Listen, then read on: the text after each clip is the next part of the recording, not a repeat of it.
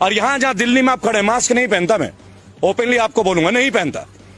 और लगभग 3 करोड़ से ज्यादा लोगों से मिला हूं, वर्क कर रहा हूं कोरोना के ऊपर भी, एक से एक वर्ल्ड के फेमस डॉक्टर्स के साथ बराबर। अगर है कोरोना तो बंगाल में रैली क्यों हो रही है? अगर था कोरोना तो बिहार में रैली क्यों हो रही है? और अगर अब भी कोरोना है तो तमिलनाडु में क्यों हो रहा है? तब इनके नहीं, अमित शाह जी मास्क पहनते हैं क्या? अंजना सिंह पहनती है क्या आज तक में? ये रूल हम जैसे सिविलियंस के लिए 2000 रुपए का चालान गाल पे चाटा नहीं लगता?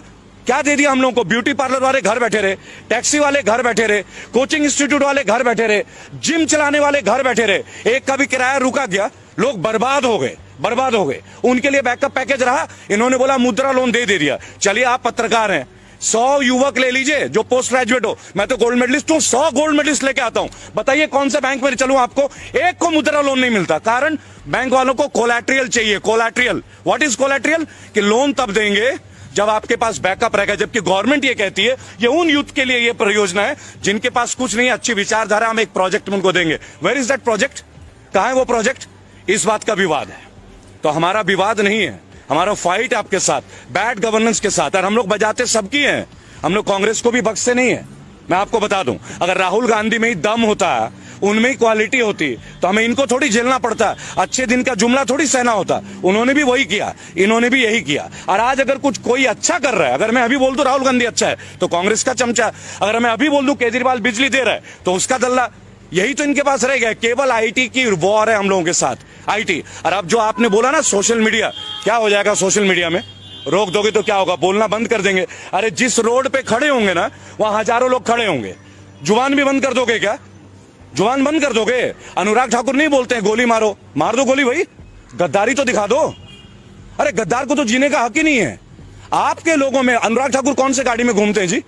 और परिवारवाद की चर्चा, राजनाथ सिंह का बेटा कौन है? मैं गौतम बुद्ध नगर में रहता हूं, राम राज्य में, जहां बोलना मना है, आपकी जानकारी के लिए मैं वहीं से बजाता हूं। कौन है पंकज सिंह? राजनाथ सिंह का बेटा। वहां के एमएलए कौन थी? विमला बाथम। कहां की थी? बेस्ट एमएलए थी। उनको हटा के राजनाथ सिंह के बेटे को टिकट दे दिया जाता है। परिवारवाद नहीं है? तब मुलायम सिंह याद आता है आपको, तब लालू याद आता है। Rules has to be made not biased for all, one for all for one. अब देखिए 12 करोड़ लोग हमारे फाउंडेशन से जुड़े हैं। इस साल के अंत तक 25 करोड़ का टारगेट है, और 2022 यूपी और 2024 पूरे देश में। लेकिन कोई पार्टी को सपोर्ट नहीं करेंगे। ओपनली हमने एक बात बोला है, जो भी कैंडिडेट क्राइम फ्री हो, जिनके ऊपर मुकदमा नहीं हो, औरतों के प्रति गंभीर केस ना हो, जिन्होंने छात्र में नेता कभी भी कोई काम किया हो, या जो अनएजुकेटेड हो, अपनी गली मोहल्ले का, उन सब लोगों को हम फाइट के लिए तैयार हैं। रेबल फाउंडेशन उनके लिए तैयार है। 97 केसेस लड़ रहा हूं, विनिंग रेट 100% है। आज तक हारे नहीं है जिस केस को उठाया है लीगली। अब ये चौथा केस है। अब देखिए इनको आरटीआई से हराएंगे, आज चौड़े में हराएंगे, इनको जवाब तो देना पड़े।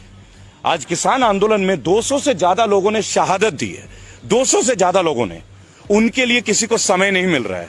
लेकिन राष्ट्रपति महोदय को इस कोरोना काल में एक स्टेडियम का अनावरण करने का समय मिल रहा है। और आप वो दौर देखिएगा किस तरीके का, मास्क पहन के लोग जा रहे हैं, स्टेडियम का नाम रखा जा रहा है, अंबानी कॉर्नर भी है, अडानी एंड भी है। ये भी आपको बता देना चाहूंगा। एक सवाल लोगों के मन में केवल ये रह गया, 23 तारीख को मैं कलकत्ता था, मुझे पता चला कि माननीय मोदी जी भी कलकत्ता पहुंच रहे हैं, तो मैं शहीद मीनार में था, मेरी वहां कॉन्फ्रेंस थी, और नेताजी सुभाष सेना के लोगों ने मुझे इन्वाइट किया था। उन्होंने जाके नेताजी सुभाष चंद्र बोस के बारे में कितनी ही बातें करी। 23 जनवरी, उन्हें जब भी किसी राज्य के कोई नेता की याद आती है ना, वो तुरंत फ्लाइट लेके पहुंच जाते हैं। अगर उनके दिल में सच में ये भक्ति होती है नेताजी सुभाष चंद्र बोस के लिए, या चंद्रशेखर आजाद के लिए, या प्रफुल्ल चाकी के लिए, या अशफाक उल्लाह खान के लिए, किसी भी हमारे शहीद आजम भगत सिंह के लिए, तो क्या ये स्टेडियम उनके नाम में नहीं करना चाहिए था? अगर वो ये करते तो हमें ये लगता कि नहीं, ये राजनीतिज्ञ नहीं है, ये नेशनल लीडर है। नेशनल लीडर, केवल प्राइम मिनिस्टर नहीं है। हमने मोदी जी को as a prime minister selection नहीं किया था, हमने उनको सिलेक्शन किया था एज अ नेशनल लीडर, कि एक साधारण व्यक्ति भी बिना खानदानी पॉलिटिक्स का, बिना पैसेपति, बिना पूंजीपति परिवार के, क्योंकि वो खुद को चाय वाले बताते हैं, राइट, तो वो प्रधानमंत्री बन सकते हैं। क्या फर्क रहा जब 2010 से पहले मायावती जी ने दलित प्रेरणा स्थल में अपना स्टैचू लगाया था, अपनी प्रतिमा लगाई थी। उन्होंने लोगों से आह्वान किया था कि मुझे पूजो, मुझे पूजो, ये कहा था। लेकिन तब यही लोग थे जो विरोध करते थे। आज इनको क्या हो गया भाई? आज आप अपना नाम की पूजा नहीं करा रहे? क्या इस वक्त उनकी उतनी उम्र हो गई है? अब बहुत जल्दी आप ये भी देखेंगे कि भारत रत्न आपको ना मिल जाए, क्योंकि जिस देश में मौजूदा प्रधानमंत्री के नाम पे स्टेडियम होता है और उसका अनावरण मौजूदा राष्ट्रपति करते हैं, तो कहीं ना कहीं सबको टेंशन होती है। महंगाई पे देखिए, देश के असली मुद्दे इस वक्त स्टेडियम नहीं है। देश का असली मुद्दा अगर आप देखना चाहें, कोई भी नेशनल मीडिया जो हमारी बेसिक मुद्दे उन पे चर्चा नहीं कर रहा है। क्यों ना चर्चा करे महंगाई के ऊपर, क्यों ना चर्चा करे बेरोजगारी के ऊपर। ये वही जगह है जहां हमने प्रोटेस्ट किया था 14 तारीख को, और ये वही जगह है जब 22 तारीख को लाठियां भांजी गई एसएससी जीडी के बच्चों के लिए। क्या दोष है उनका? 50 लाख लोगों ने फॉर्म भरा, 50 लाख लोगों ने। 100 रुपए का फॉर्म था, अरबों रुपए कलेक्शन होते हैं। देश का सबसे बड़ा घोटाला है। कौन कहता है कि सरकार घोटाला नहीं करती? सबसे बड़ा घोटाला है फॉर्म घोटाला। अरबों रुपए कलेक्शन करते हैं आप टेस्ट के नाम पे, फॉर्म के नाम पे। और खुद नित्यानंद राय जो राज्यसभा के मंत्री है, वो कहते हैं कि 1.25 लाख वैकेंसी है, तो 54,000 को क्यों ले रहे हो? जिन लोगों ने रिटर्न टेस्ट दे दिया, मेडिकल टेस्ट दे दिया, फिजिकल टेस्ट पास कर दिया, और कोई टेस्ट बचा ही नहीं, इसके ऊपर कौन बात करेगा? क्या राष्ट्रपति महोदय को मैं ज्ञापन देने गया था, आपकी जानकारी के लिए 14 तारीख को राष्ट्रपति महोदय का मैंने ज्ञापन दिया है एसएससी जीडी के अभिभावकों के साथ, उनके बच्चों के साथ। मैं स्वयं था। प्रत्यक्ष प्रमाण को आवश्यकता नहीं कि आपको इस पुख्ता सबूत दें। क्यों नहीं उनके बारे में बात हो रही है? केवल एनडीटीवी को छोड़ के कोई क्यों नहीं दिखा रहा है, या यूट्यूबर्स को छोड़ के कोई क्यों नहीं दिखा रहा? और कल से ओटीटी और हमारे यूट्यूब के ऊपर भी पाबंदियां शुरू हो रही है। पता है ये सब क्यों हो रहा है? वो कहते हम कांग्रेस मिटा देंगे, वो कहते हम ये मिटा देंगे। अरे आपको मिटाने की क्या जरूरत है भाई? आप अपने काम को इतना अच्छा कर लो ना कि दूसरे भी आपको जुड़ जाएं। ये भी आपको समझना होगा। आपका काम सर्वश्रेष्ठ होना चाहिए। अगर आप दूसरों को खत्म करने में सर्वश्रेष्ठ हैं, तो इसका मतलब आपको काम करने का आदत ही नहीं है। देखिए, ministry of finance, Anurag Thakur ji के इतने बड़े बड़े स्टेटमेंट थे। आज से 3 दिन पहले आप गूगल पे देखें, चाइना की कंपनीज को 50 प्रोजेक्ट को अब यस सिग्नल मिलने वाला है। ऑफिशियल है, मैं आपको कोई भी मनगढ़ंत बातें नहीं बताता।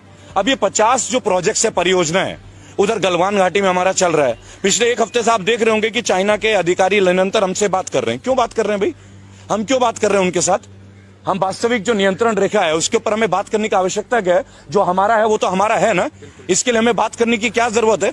अंतर्राष्ट्रीय लाइन ऑफ एक्चुअल कंट्रोल और लाइन ऑफ कंट्रोल ये आज से तो है नहीं, कोई आजादी के वक्त से है ना। ब्रिटिशर्स ने इस लाइन को खींचा था, तब हमने माना था। और उसके बाद आप बात कर रहे हैं, और फिर अभी बीच में आ रही है 3 दिन पहले कि चाइनीज कंपनी को 50 परियोजनाओं को ग्रीन सिग्नल मिलने वाला है। अनुराग ठाकुर का है जी ये। आप देख लीजिएगा, टाइम्स ऑफ इंडिया में देख लीजिए, ट्रिब्यून में देख लीजिए। मेरा केवल एक तात्पर्य है इन सब मुद्दों के दौरान कि देश में स्टेडियम का नामकरण हो रहा है मौजूदा प्रधानमंत्री के नाम पे, और उनका अनावरण कर रहे हैं मौजूदा राष्ट्रपति। वो राष्ट्रपति महोदय जिनको 200 लोगों की शहादत पे वक्त नहीं मिल रहा है, वो राष्ट्रपति महोदय जिनको मुरादनगर में एक, आप बोलते हैं ना कि हम प्राइवेटाइज का विरोध क्यों कर रहे हैं, आपको उदाहरण देंगे कि क्यों हम लोग उदाहरण दे रहे हैं कि आपको सरकारी संपत्ति आप क्यों बेच रहे हैं, उसके ऊपर उदाहरण है। आज से महज 1.5 महीने पहले मुरादनगर में एक परिवार का अंतिम दाह संस्कार था। आप सब यूट्यूबर्स आप परिचित होंगे इस समाचार से, और कई परिवार गए थे उनके अंतिम संस्कार के लिए। और 2 महीने पहले वो शवगृह बन के तैयार हुआ था, उसका जो भवन है, अचानक से छत गिर जाता है और 25 लोगों की अर्थी उठती है उसी शमशान घाट से। 2 महीने पहले कंस्ट्रक्शन, A क्लास कॉन्ट्रैक्टर, और 25 लोगों का जान खोना, और क्या मिलना? 2 लाख रुपए का मुआवजा। 2 लाख। जिस सरकार में सीना चौड़ा करके एक बीजेपी का कार्यकर्ता मिल जाए ना, मैं तो उनके बीच जाता हूं, उनसे एक बात पूछता हूं केवल, आप 5 लाख करोड़ की बात करते हैं कि जीएसटी में आपका कलेक्शन है, और हमारे देश के नागरिकों को 2 लाख रुपए का मुआवजा मृत्यु होने पे, वो भी जिसपे सरकारी रवैये के भुक्तभोगी हैं वो भुक्तभोगी हैं, तो इनके ऊपर कब बात होगी? कब बात होगी इनके ऊपर? इनको 2 लाख क्यों? देश तरक्की कर रहा है। आप ये कह रहे हैं कि देश तरक्की कर रहा है, राइट? अगर देश तरक्की कर रहा है तो देशवासियों से तरक्की होती है ना। देश का तरक्की क्या होता है? भारत की तरक्की क्या है? भारतीयों की तरक्की होती है, भारत की तरक्की। देखिए, मैं एक बात आपको बताना चाहूंगा कि ट्विटर का पर्पस क्या है? जेन्युइन इंफॉर्मेशन को लोगों तक पहुंचाना, अपनी फीलिंग्स को लोगों तक पहुंचाना। नेशनल मीडिया, जिसको अब हम लोग धीरे धीरे गोदी मीडिया के तौर पे जानने लगे हैं, कौन है ये नेशनल मीडिया? ये सारे सैटेलाइट चैनल। आप देखिए, रजत शर्मा जनता की अदालत करते थे। क्या रजत शर्मा ने कभी ये नहीं सोचा कि एक बार बाबा रामदेव से पूछे? ये वही बाबा रामदेव है जिन्होंने कहा था कि 30 रुपए में पेट्रोल मिलना चाहिए। ये वही बाबा रामदेव है जिन्होंने बोला था काला धन वापस आना चाहिए। देखिए, हम मोदी जी के हर चीज के खिलाफ नहीं है, कभी भी नहीं है, और व्यक्तिगत तौर पे तो उनके खिलाफ कभी भी नहीं। हम आज भी मोदी जी बोलते हैं, पूज्य नहीं बोलते, माननीय प्रधानमंत्री है। लेकिन अगर आपकी पॉलिसीज हमें तोड़ती हैं, अगर आपकी पॉलिसीज से लोगों का बेरोजगार का स्केल आउट डाउन हो रहा है, तो क्वेश्चंस तो उठेंगे, सवाल तो उठेंगे। और अगर आप में क्षमता है, आपके मंत्री में क्षमता है, तो आप उन सवालों का हमें जवाब दे दें। आप हमें जवाब दे दीजिए, हम संतुष्ट हो जाएंगे। आप हमारे सवालों का जवाब नहीं दे रहे, आप आरटीआई का जवाब नहीं दे रहे। जो आरटीआई, देखिए सबसे बड़ी बात क्या है, हमारे पास एक पावर था, राइट टू इंफॉर्मेशन। मैं खुद एक आरटीआई एक्टिविस्ट हूं। आज आरटीआई के जवाब मुड़ के नहीं आते, मुड़ के नहीं आते। क्यों नहीं आते भाई? ये किस तरह का गवर्नेंस है जहां आरटीआई के जवाब हमें नहीं मिलते? आप कैसे जानेंगे कि एसएससी जीडी, ये जो 1.25 लाख लोग हैं, physically fit, medically fit, written test pass, और कोई एग्जाम नहीं है। 3 इयर्स पहले इनका टेस्ट हुआ 2018 में। इसी तरह लोको पायलट के बच्चे इंतजार कर रहे हैं, 10,000 से ज्यादा बच्चे। यूपी पुलिस की भर्तियों के लिए निको पार्क लखनऊ, जहां मैं अब जाने वाला हूं, वहां लाठियां मिल रही है। आप देखिए, किसी भी पार्टी में यह हो सकता है क्या कि अगर आपने कोई ज्वलंत मुद्दे को उठा दिया तो आप लाठियां भांजोगे? आपको तो उनके सामने आके उन्हें जवाब देने की जरूरत है। सेटिस्फाई कीजिए, यूथ को सेटिस्फाई कीजिए। आप एक बात बताइए, यूथ क्रिमिनल कैसे बनते हैं? आज की डेट में भारत में सबसे ज्यादा पढ़े लिखे लोग जो हैं वो बेरोजगार है, और वो केवल इस भाजपा शासन की देन नहीं है। ऑब्वियसली कांग्रेस की भी देन बहुत बड़ी रही है, लेकिन what about the change? What about the change? इसीलिए तो हम इनको लेके आए थे ना। और कितने साल, और कितने साल भाई? 7 साल होने को आए ना। 1 साल में आपको एक वैकेंसी तो देनी पड़ेगी ना, कोई एक सेक्शन में। और ये तो तब है जब उसी ब्रांच में सीट वेकेंट है, पैरामिलिट्री फोर्सेस की पोस्ट वेकेंट है। ये खुद पैरामिलिट्री वाले बोल रहे हैं, यानी देश की सुरक्षा खतरे में, और बच्चे सिलेक्टेड है, फिर भी आप उनको जॉब नहीं दे रहे हो। आपको समझना होगा। देखिए, मैं क्लियर आपको बताऊंगा कौन नहीं है रेबल। अब कौन नहीं है? हर एक यूट्यूबर बागी है। क्यों बागी है? क्योंकि वो ग्राउंड जीरो लेवल पे सच्चाई को प्रदर्शित कर रहा है, चाहे आप हो चाहे जितने भी और चैनल्स है। अरे एक रिस्क है। अरे क्या कमा लेते हैं? क्या पैसे कमाते हैं क्या वो लोग? उन्हें भी लगता है कि हम अपने हिस्से की जिम्मेदारी राष्ट्र के प्रति निभाएं। क्या आपको लगता है कि जितने भी बैचलर ऑफ जर्नलिज्म करके बच्चे बैठे हैं, क्या उनको जॉब मिल रही है? क्या आप जाके देखिए, आज तक में कितनी रिक्रूटमेंट है, इंडिया टीवी में कितनी रिक्रूटमेंट है, एबीपी न्यूज में कितनी रिक्रूटमेंट है। वही रूबिका लियाकत, वही रजत शर्मा सालों से। क्या नेपोटिज्म नहीं है ये सब? वही अर्चना सिंह, क्या ये नेपोटिज्म नहीं है? यानी जो लड़के गोल्ड मेडलिस्ट करके पास होते हैं जर्नलिज्म करके, उन्हें क्यों नहीं मिलती नेशनल मीडिया? मैं भी उनमें से एक हूं। I myself, I won the best result in year 2000, और the best one in my university, CCS university Meerut. मिल गया क्या मुझे? क्यों नहीं मिलता? उसके लिए आप क्या बोलेंगे कि आपने अच्छी मेहनत नहीं की? लेकिन हमें अपने हिस्से का वो जॉब नहीं चाहिए, लेकिन हमें अपने हिस्से का सम्मान तो चाहिए ना। और जो युवक आज डिपेंडेंट है, जिनका परिवार उन पर डिपेंडेंट है, देखिए लोग एमबीए कर रहे हैं, बीटेक कर रहे हैं, लोग पैसे ले रहे हैं, कर्ज ले रहे हैं, माँ बाप जमीनें बेच रहे, को जेवर बेच रहा है, बेटियों की शादियां रुक रही है कि पहले पढ़ ले, ये भाई नौकरी में लग जाएगा तो लोन लेके इनकी शादी ब्याह। ये भी एक ट्रेंड है भारत की, ये वास्तविकता। ये नहीं कि आज मोदी काल में हो गया, पहले से भी थी।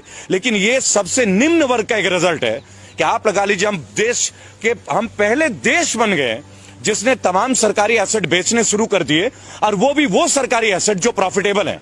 मसलन ONGC, we are in profit, LIC, we are in profit, बराबर। अब ये रेलवेज को बता रहे हैं प्राइवेट और रेलवेज घाटे में। तो मुझे एक बात बता दीजिए, लालू प्रसाद यादव एक करप्टेड नेता, ये इनका कहना, और जेल में होंगे भाई, सजा मिली है, लेकिन 2005 में वो रेलवे मंत्री थे, रेल मंत्री, और 20,000 करोड़ का मुनाफा था 1 साल के अंदर। तो क्या पॉलिसी थी वो? और इनके पास तो पूरी स्ट्रैटेजी है। निर्मला सीतारमन जैसी स्पीयर हेड है, स्मृति ईरानी जैसे स्पीयर हेड है, सनी देओल जैसे स्पीयर हेड है, कंगना जी है, अक्षय कुमार है, सुनील शेट्टी भी ताजा जुड़े हैं इनसे, अजय देवगन भी जुड़े हैं। तो ये क्यों नहीं उसको ग्रोथ में ले आ पा रहे? क्या आप एक बात बताएं, क्या अपने चीजों को प्राइवेट करके हम मजबूत होते हैं क्या? वो कहते हैं सरकारी लोग काम नहीं करते, तो ये तरीका है, आप विभाग ही खत्म कर दोगे। तो एक काम करो, मंत्री भी प्राइवेट कर लेते हैं। आप भी तो सरकार का रिप्रेजेंटेशन कर रहे हो ना, क्यों लेते हो पेंशन? पिछले 6 साल में 3 बार माननीयों की तनख्वाह बढ़ी है। मैंने अभी यशपाल आर्या, जो कि उत्तराखंड के कद्दावर नेता हैं बीजेपी के, मैंने उनसे एक बात पूछा कि भाई साहब, आपके ड्यूटी में जो आईपीएस है, ये बेईमान है क्या? ये पुलिस वाला हरामखोर है क्या, जो इसको पेंशन नहीं मिलती? आपने ईमानदारी कैसे, कौन सा खड्डा खोदा है जो आपको 3-3 पेंशन मिल रहा है? जब आप पार्षद थे तब 1, एमएलए थे तब 2, एमपी बने 3 और मंत्री बने 4। यानी आईपीएस के लिए जो 10 साल रगड़ रहा है अपना, दिल्ली में आके कोचिंग ले रहा है, घर से पैसे भीख मांग के ला रहा है, वो ईमानदार नहीं है। और आप जो व्हाइट कुर्ता पजामा पहनते हो, आप ईमानदारी का ठंगा लेके, और आपके घर का हर आदमी बीएमडब्ल्यू और फॉर्च्यूनर के नीचे घूमता नहीं है। आप बता दीजिए, मोदी जी के काल में सैलरी बढ़ी नहीं है क्या? क्यों बढ़ी वही सैलरी? अगर आप ईमानदारी का परिचय देते, घटाइए ना, एनपीएस उन पे भी लागू कीजिए, पेंशन बंद कर दीजिए। हम आपके साथ खिलाफ नहीं है, सख्त आपकी विचारधारा को समर्थन करेंगे, लेकिन एक कंडीशन है। 5 सवाल है। देखिए, आप लोग इतने सवाल पूछते हैं ना, 5 क्वेश्चन पे हमारे साथ आके डिबेट पे आ जाइए। Only 5 question. पहली बात, एम्प्लॉयमेंट के ऊपर बात करते हैं। फर्स्ट, एम्प्लॉयमेंट के ऊपर बात कर लेते हैं, केवल एम्प्लॉयमेंट। एम्प्लॉयमेंट पे आपने लास्ट 6.5 years में जो आपके केंद्र शासित प्रदेश हैं, 15 साल रहे आप मध्य प्रदेश में, छत्तीसगढ़ रहे 10 साल से ऊपर, बराबर। स्टैट्स के साथ बात करूंगा, जुबानी बात नहीं करूंगा, पूरा स्टैट्स है। आरटीआई एक्टिविस्ट हूं, 27 बार की जेल की यात्रा है सर, और भक्त रहा हूं मोदी जी का, कड़ा भक्त। कई लोगों से लड़ाई लड़ी है, अब इसलिए हिम्मत मिली कि उनके सामने भी लड़ने की।